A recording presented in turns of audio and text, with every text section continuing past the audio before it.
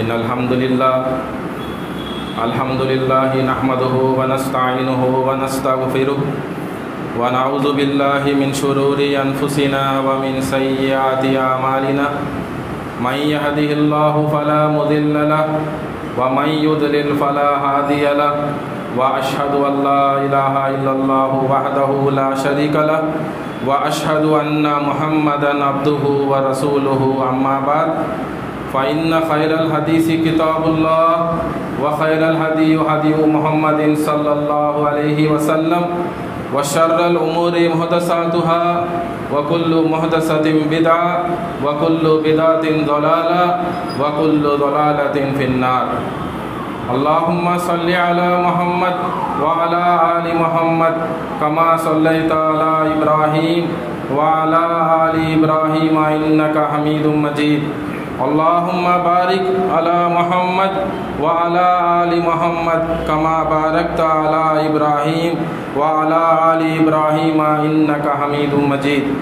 क़ाल अल्लाहु तआला फ़िल क़ुरानिल मजीद अऊज़ु बिल्लाहि मिनश शैतानिर रजीम बिस्मिल्लाहिर रहमानिर रहीम रदियल्लाहु अन्हुम व रज़ू अन्हु ज़ालिका लिमन खशिय रब्बह रब्बि इश्रह ली सदरी व यस्सिर ली अमरी वहलुल उक़दतम मिन लिसानी यफ़क़हू क़ौली रब्बि ज़िदनी इल्मा आमीन।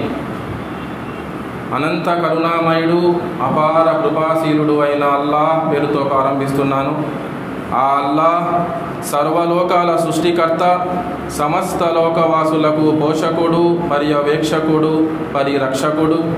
తన దాసుల పట్ల గొప్ప మృదు స్వభావి, గొప్ప ప్రేమ మరియు వాత్సల్యం కలవాడు, అమితంగా కనికరించువాడు, అపారంగా క్షమించువాడు, మన పశ్చాత్తాపాన్ని స్వీకరించువాడు, తీర్పు దినపు యజమాని. అటువంటి అల్లాహ్ సుబ్హానహు వ తఆలాకు మాత్రమే సర్వస్తోత్రములు, సర్వ ప్రశంసలు, సర్వ పొగడ్తలు శోభిస్తాయి. ప్రియమైన ధార్మిక సోదరులారా, సోదరిమణులారా, ఆ అల్లాహ్ సుబ్హానహు వ తఆలా కేవలం మానవ భౌతిక మనుగడ నిమిత్తం ఈ సృష్టిలో ఎన్నో ఏర్పాట్లు చేసి ఉన్నాడు. ఉదాహరణకు మన పాదాల కింద భూమిని ఒక పాన్పుగా తయారు చేశాడు. మన నెత్తిపై సప్తాకాశాలను ఒకదాని మీద ఒకటి స్తంభాలు లేకుండా నిల్చోపెట్టాడు.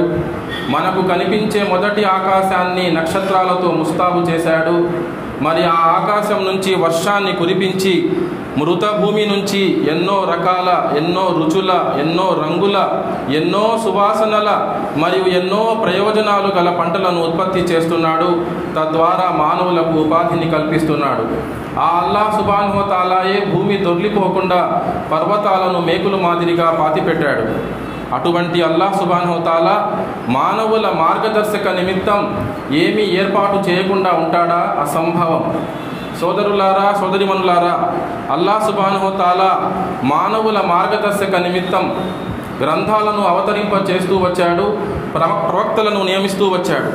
ఈ పరంపరలో అల్లాహ్ సుబ్హానహు వ తఆలా చిట్ట చివరిగా అవతరింప చేసిన నిజ నిత్య పారాయణ గ్రంథం, సత్యాన్ని అసత్యాన్ని వేరు చేసి చూపించే సుస్పష్టమైన ఆదేశాలు కల గిటురాయి ఖురాన్ గ్రంథం. ఈ గ్రంథాన్ని అల్లాహ్ సుబ్హానహు వ తఆలా తన చిట్ట చివరి ప్రవక్త, హృదయాల విజేత, మానవ మహోపకారి అయిన ముహమ్మద్ సల్లల్లాహు అలైహి వసల్లం వారి హృదయ ఫలకాలపై అవతరింపచేశాడు. ఎవరైతే యువకులు గోడకి ఆనుకొని ఉన్నారో వారు సరిగ్గా కూర్చోవాలి. కేవలం ముసలి వాళ్ళు, అనారోగ్యంతో ఉన్నవాళ్ళు, ఏదైనా సమస్యలు ఉన్నవారు తప్ప మిగతా వారు దయచేసి గోడకు ఆనుకోకుండా కూర్చోండి.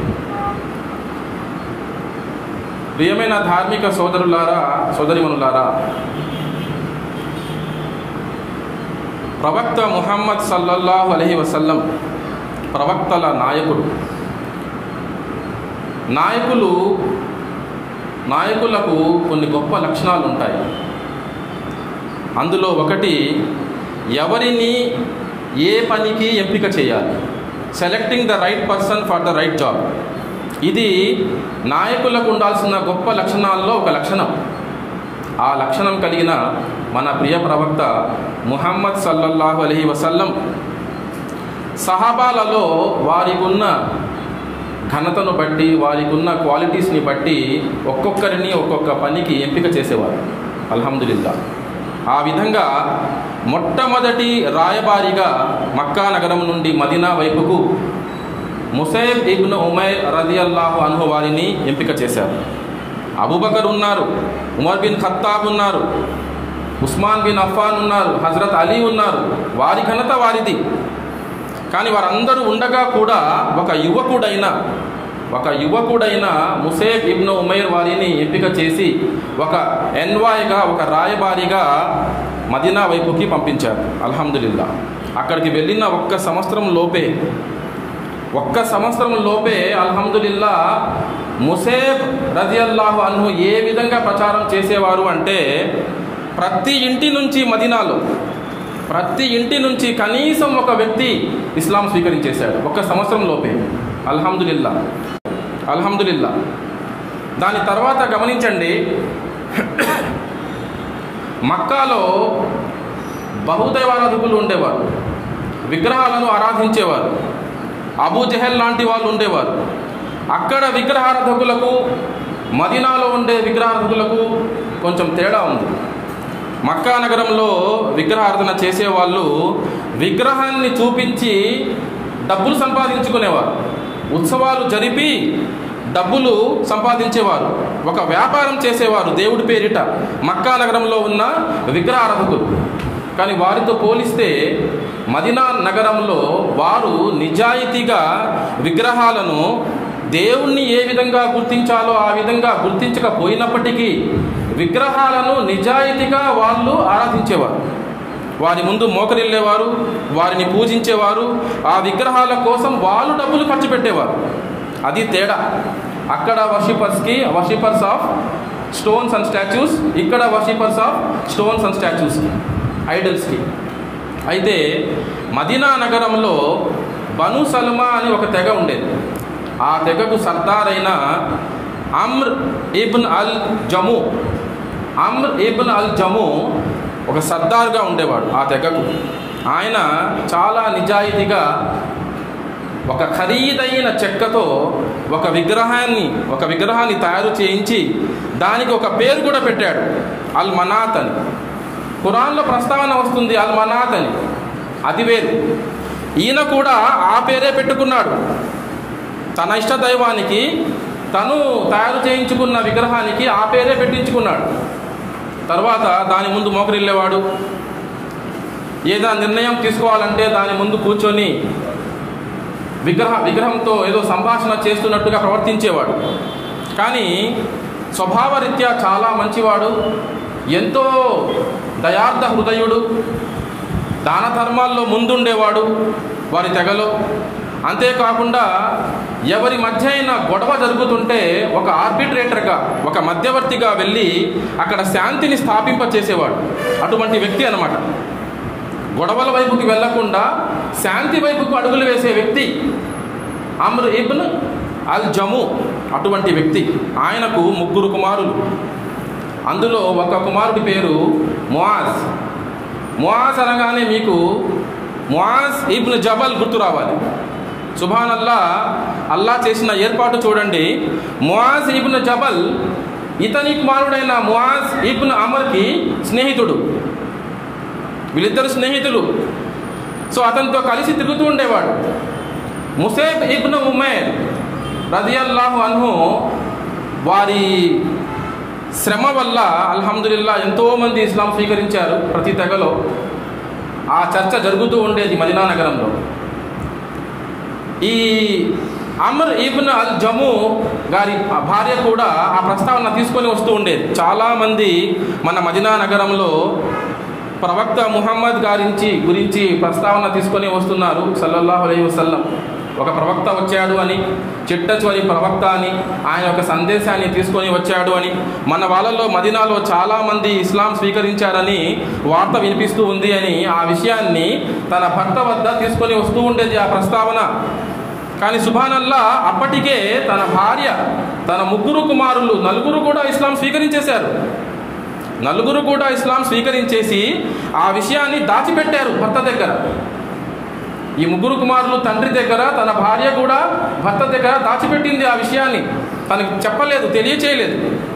అయితే ఆ ప్రస్తావన ఎప్పుడు తీసుకువచ్చినా కూడా ఇతను ఏమనేవారు అంటే, ఎందుకు మన ధర్మం మనకుంది కదా, మన తాత ముత్తాతల నుంచి వస్తున్న మన ధర్మము మనకుంది కదా, మనం దాంట్లో సంతోషంగానే ఉన్నాం కదా, మనకి ఏ కష్టం ఉంది, ఏ బాధ ఉంది అని దాటేసేవాడు ఆ విషయాన్ని. ఒకసారి సంభాషణలో ఏమైంది అంటే, తన భార్య మళ్ళీ ఈ ప్రస్తావన తీసుకొని వచ్చింది. దానికన్నా ముందు మీకు ఒక విషయం చెప్పాలి. ముసేబ్ ఇబ్ను ఉమైర్ రదియల్లాహు అన్హు వారు ఏ విధంగా ప్రచారం చేసేవారు అంటే, చాలా సులువు అనే పద్ధతి. ఆయన ఒకే మాట చెప్పేవారు అందరికీ ముందు, మీకు నచ్చితే స్వీకరించండి, మీకు నచ్చకపోతే వదిలిపెట్టండి, తిరస్కరించండి. సింపుల్. ఎవరికైనా సరే, ఎవరైనా కోపంతో వచ్చి ఖడ్గంతో వచ్చి, ఏంటి ముసేబ్ నువ్వేదో కొత్త ధర్మం గురించి మాట్లాడుతున్నావంట అని కోపంతో వచ్చినా కూడా మదీనాలోని సర్దార్లకు ఏమని చెప్పేవారు అంటే, మీరు ముందు కూర్చోండి, మీరు ముందు కూర్చొని నేను చెప్పేది వినండి, మీకు నచ్చితే స్వీకరించండి, లేదంటే తిరస్కరించండి అనేవారు. అల్హమ్దులిల్లా. ఖురాన్ ఆయతులతో ప్రచారం చేసేవారు, ప్రేమతో, వివేకంతో, హిక్మత్తో. అల్హమ్దులిల్లా. ఒక బాధతో. దాయి అలా ఉండాలి. సుబ్హానల్లా. అయితే ఒకసారి ప్రస్తావనలో భార్య మళ్ళీ ఆ విషయాన్ని తీసుకొని వచ్చినప్పుడు ఆయన ఏమన్నాడు అంటే, సరే దాని గురించి మీకు ఏం తెలుసు, దాని గురించి మీకు ఏం తెలుసు, ఆ ధర్మం గురించి మీకు ఏం తెలుసో చెప్పండి అంటే, తన భార్య చెప్పింది, మన ముఆజ్, మన బిడ్డ ముఆజ్ అక్కడికి వెళ్ళి ముసేబ్ ఇబ్ను ఉమైర్ దగ్గర కొన్ని విషయాలు నేర్చుకున్నాడు, కావాలంటే మీ ముందు తెలియచేస్తాడు అని చెప్పింది. అప్పుడు ముఆజ్ని పిలవడం జరిగింది. ముఆజ్ ఇబ్న్ అమ్ర్ ఇబ్న్ అల్ జమూ గారి కొడుకు, ముగ్గురు కొడుకుల్లో ఒక కొడుకు, సూరా అల్ ఫాతిహా మరి సూరా యూసుఫ్లోని కొన్ని ఆయతులు పఠించాడు. అల్హమ్దులిల్లా. ఆ ఆయతులు విని మంత్రముగ్ధుడైపోయాడు. వారి తండ్రి చాలా సంతోషించాడు. ఎంత మధురంగా ఉంది ఇది, ఎంత అద్భుతంగా ఉంది, ముసేబ్ ఇబ్ను ఉమైర్ చెప్పేదంతా ఇలాగే ఉంటుందా అని అడిగాడు. ఆయన చెప్పేదంతా ఇలాగే ఉంటుందా అంటే, అవును నాన్నగారు ఇలాగే ఉంటుంది, మరి అందరిలాగా మనం కూడా ఇస్లాం స్వీకరించేద్దామా అంటే, లేదు లేదు, నేను మనాఫ్ దగ్గరికి వెళ్ళి సంభాషణ చేసి సంప్రదించి అప్పుడు నిర్ణయం తీసుకుంటాను అని అన్నారు. ఆ రోజు రాత్రి తన విగ్రహం ముందు కూర్చొని సంభాషణ చేశాడు ఒక నిర్ణయం తీసుకోవడానికి. అటుపక్క నుంచి ఏం సమాధానం రాలేదు. ఒక రివాయత్ ప్రకారం ఏమని ఉంది అంటే, వారి ఆచారం ప్రకారము వాళ్ళు ఏం చేసేవారు అంటే, విగ్రహం వెనకల ఒక ముసలి స్త్రీని ఉంచేవారు. వీరు ఏదైనా ప్రశ్న అడిగితే ఆ విగ్రహం తరఫు నుంచి ముసలి స్త్రీ మాట్లాడేది. సో అటుపక్క నుంచి ఏమీ సంభాషణ జరగలేదు, ఏమీ సమాధానం రాకపోయేసరికి ఇతను అనుకున్నాడు, అమ్ర్ ఇబ్న్ అల్ జమూ అనుకున్నాడు, బహుశా నా దేవుడికి కోపం వచ్చిందేమో, నా ఇష్టదైవానికి కోపం వచ్చిందేమో, నేను కొన్ని రోజులు సంభాషించను అని అనుకున్నాడు. కానీ ఈ విషయం తెలుసుకున్న తర్వాత తన ముగ్గురు కుమారుల్లో ఉన్న ముఆజ్ ఇబ్న్ అమ్ర్ మరియు అతని స్నేహితుడు ముఆజ్ ఇబ్న్ జబల్ ఇద్దరు కలిసి ఆ విగ్రహాన్ని తీసుకుని వెళ్ళి ఒకరోజు రాత్రి ఒక మురికి గుంటలో పడేశారు. సుబ్హానల్లా. తెల్లవారేసరికి చూస్తే విగ్రహం లేదు. అమ్రు వెళ్ళి వెతుక్కున్నారు ఎక్కడుంది విగ్రహం అని. చూస్తే ఒక మురికి గుంటలో పడిపోయి ఉంది, ఒక డ్రైనేజ్లో పడిపోయి ఉంది. దాన్ని తీసుకొని వచ్చి కడిగి తుడిచి మళ్ళీ సుగంధ ద్రవ్యాలు దానికి పూసి మళ్ళీ నిల్చోబెట్టి మళ్ళీ పూజలు స్టార్ట్ చేశారు. దాని తర్వాత ఇంకొకసారి కూడా వీళ్ళు తీసుకొని వెళ్ళి మళ్ళీ మురికి కావలో పడేశారు. మళ్ళీ తీసుకొని వచ్చి దాన్ని కడిగి మళ్ళీ తుడిచిపెట్టి ద్రవ్యాలు పూసి పర్ఫ్యూమ్ పూసి నిల్చోబెట్టుకొని మళ్ళీ ప్రార్థన చేసుకుంటున్నాడు. ఇంకొకసారి ఏం చేశారు అంటే, చనిపోయిన ఒక జంతువును దానికి కట్టేశారు. మురికి కావలో పడేసి దానికే ఒక చనిపోయిన జంతువును కూడా కట్టేశారు. కానీ అంతకుముందు ఇతను ఏం చేశారు అంటే, వారి తండ్రి గారు ఒక ఖడ్గాన్ని దాని మెడలో వేశారు.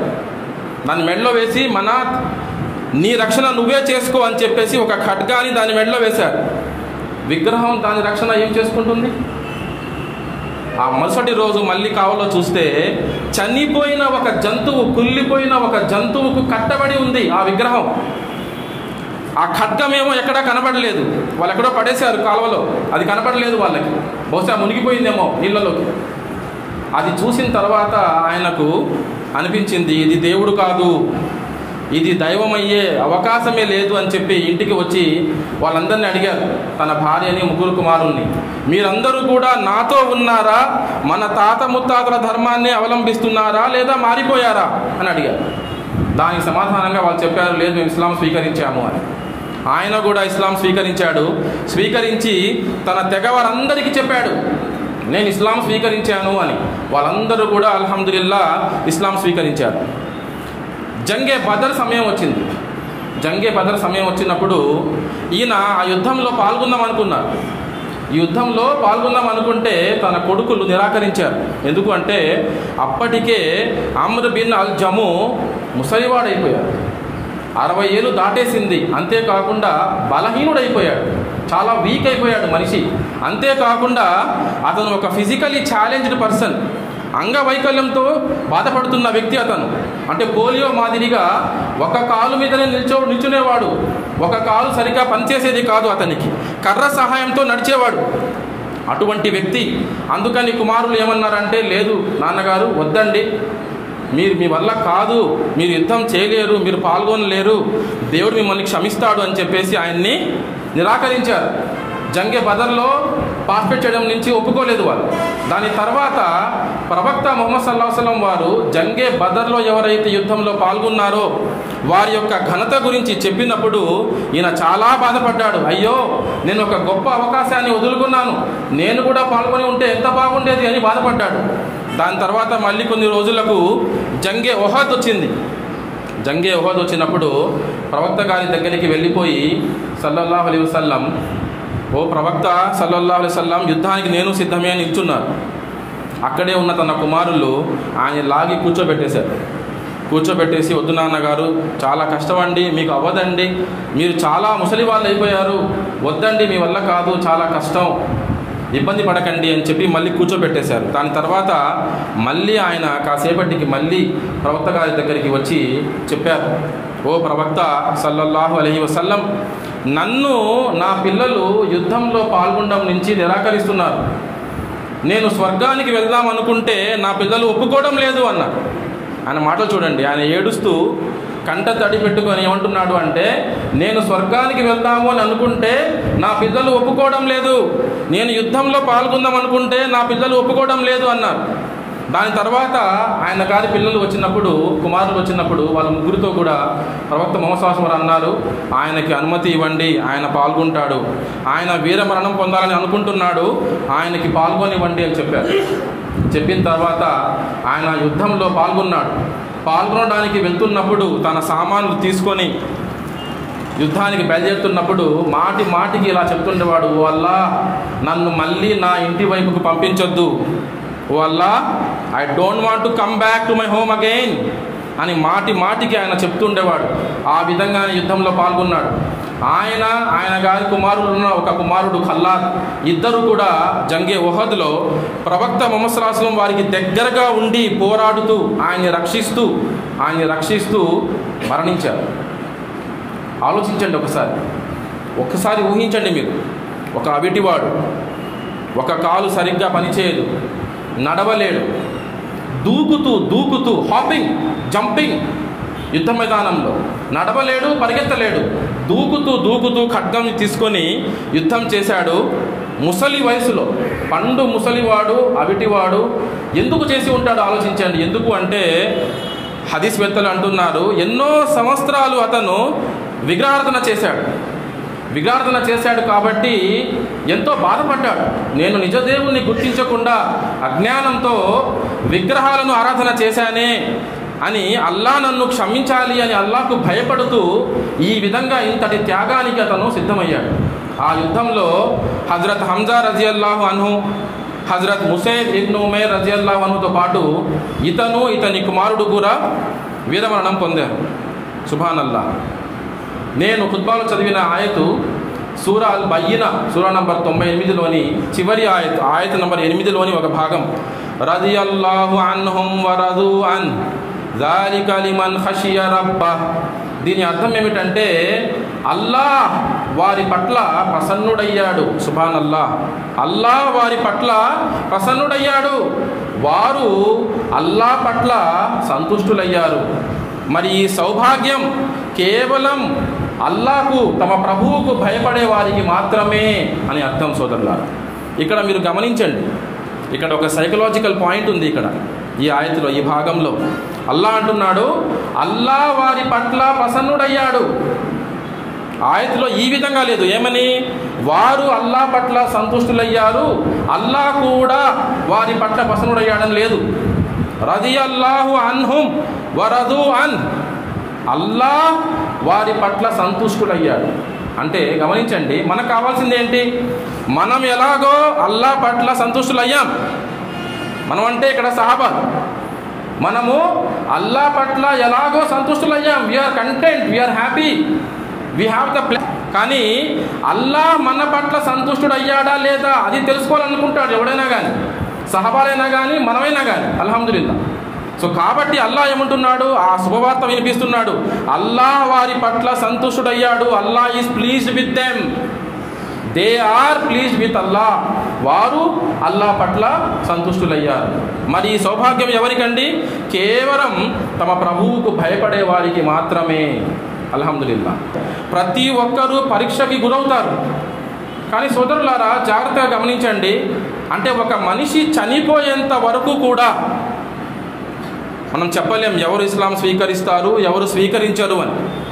కాబట్టి ఏంటంటే మనం ఎప్పుడు కూడా ఒకరి గురించి కానీ, ఒకరి కులం గురించి కానీ, వారి యొక్క వేషధారణ వల్ల కానీ, వారి యొక్క ప్రొఫెషన్ వల్ల కానీ, ఏమైనా కానీ మనం తొందరగా ఒక జడ్జిమెంట్కి రాకూడదు. వీళ్ళ వల్ల లేదు, వీళ్ళు స్వీకరించరులే, వీళ్ళు ఎక్కడ మన మాట వింటారు, తాగుబోతులు, వ్యభిచారులు, పొగరుబోతులు, ధనవంతులు. మనం we are not here to judge anybody. మనం ఎవరి గురించి కూడా ఒక ఒపీనియన్కి, ఒక అభిప్రాయానికి రావాల్సిన అవసరం లేదు. మన పని ఏమిటంటే ప్రేమతో, జ్ఞానంతో, వివేకంతో, ఒక బాధతో మంచిగా మనకు తెలిసినంత ఇతరులకు మనము తెలియచేయాలి. అటువంటి సౌభాగ్యం అల్లా తాలా మనందరికీ కలిగించుగాక. ఆమీన్. మనందరి పాపాలు మన్నించబడి మనం అందరము కూడా అల్లా యొక్క స్వర్గంలో చేరుగాక. ఆమీన్. వాఖిరు దావానా అనిల్ హమ్దులిల్లాహి రబ్బిల్ ఆలమీన్.